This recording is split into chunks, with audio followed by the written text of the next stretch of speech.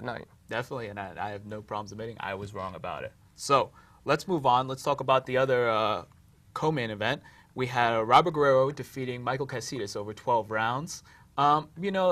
People talked about that maybe being the best fight on the card, maybe that being a fight of your candidate potential. Didn't really live up to its hype. I thought Guerrero took control of the fight pretty early on, and Katsidis had his moments, but wasn't able to really put Guerrero in any type of danger. It was one of the most complete. It was the most complete performance of Robert Guerrero's career. I mean, everyone's always seen the potential in him. They've said for years that he has unlimited potential, that he could be one of the elite fighters. Well, he showed that night. I mean, Katsidis is very one-dimensional. A classic boxer can look good against him, but Guerrero really, he absorbed some good shots. He absorbed some heavy body shots late in the fight, and he put on a complete clinic and really dominated Katsidis like no one else had. Now.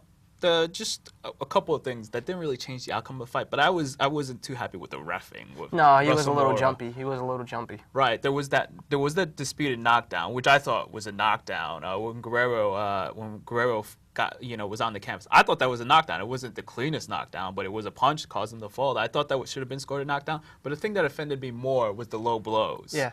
I felt that he was too quick to take away that point from Katsidis, even though, I mean, it didn't really affect the outcome of the fight, but still, I mean, you give a guy a warning before taking away a point. And he took 2 points away, and then when Guerrero hit him low, he felt the need to make up for the Katsidis blunder by taking a point away from Guerrero. I understand it's a rough fight. Katsidis is a very rough guy to handle in the ring, especially as a referee trying to keep him in line. But at least give the guy a warning. Give him a little shot before he goes and does that again. Right. And I thought, I think the proper thing to do in that fight would have been to take both guys and say, okay, guys, I see what you're doing. Stop it. Let's continue to fight. Next one, you take away a point. Exactly. Then. And this was the same ref, Russell Moore, that was reffing the Donaire fight when he had Fernando Montiel on the ground twitching and let the fight continue. Hopefully, these are just two, just two things, and that he'll go on, he'll be a great ref. But I'm not too happy about the way he reffed that fight.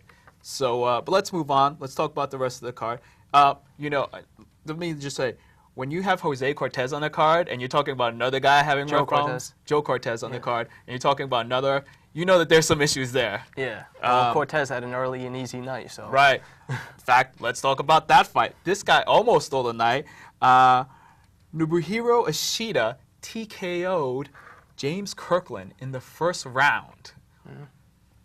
What happened? Kirkland got caught. It happens in boxing.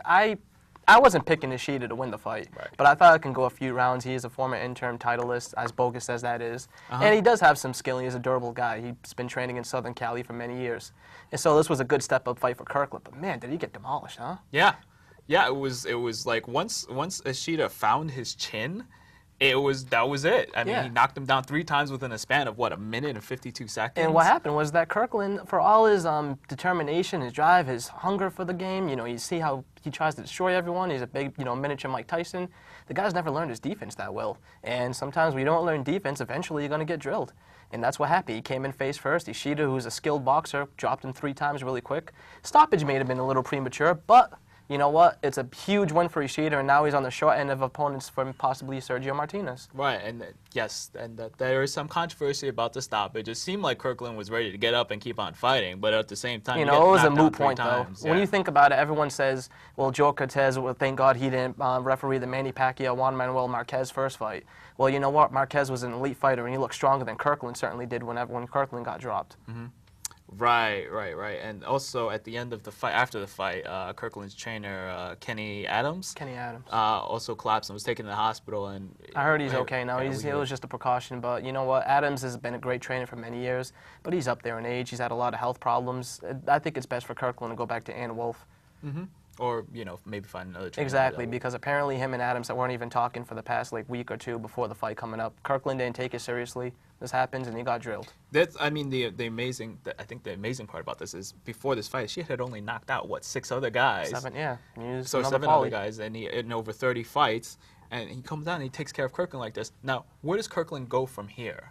I mean, he needs a major rebuilding. He still can. I mean, his career's not completely over. I'm not going to be like other boxing people and say, oh, he's washed up, he was exposed. No, I'm not going to say that. Kirkland does have potential. He's a tough guy. He's very strong. I mean, he's a box office draw when he can be. But he needs to work on many things, including his defense and tucking his chin in, because another person, They said they want to put him in with Sergio Martinez. Imagine what Martinez would have done to him.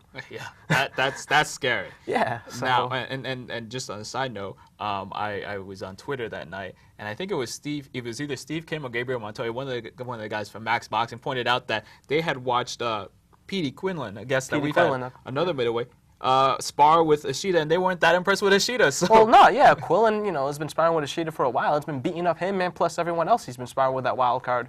So. Imagine what Quillen would have done to him if they had a fight. Right, and by the way, for all the boxing fans out there, for everybody that's interested in Petey Quillen, there's a really interesting, good story about him up at badlefthook.com.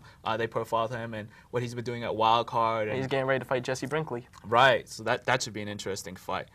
So, again, in the middleweight division, another person falls, another upset for the night. Who is Sergio Martinez going to fight? Well, Martinez is still looking for a tune-up, and another blunder for HBO. Look what they're doing now. They're bringing Paul Williams, who was knocked into next week by Sergio Martinez, back to the network early. Now apparently they don't have a summer date for their middleweight champion, who's one of the rising stars in boxing. They're going to wait until fall. That's just not right. But they're still looking. Maybe Manfredo Ishida's on the short list. Maybe Marco Antonio Rubio, who just knocked out David Lemieux in another upset. Fight we'll talk about later on. Now.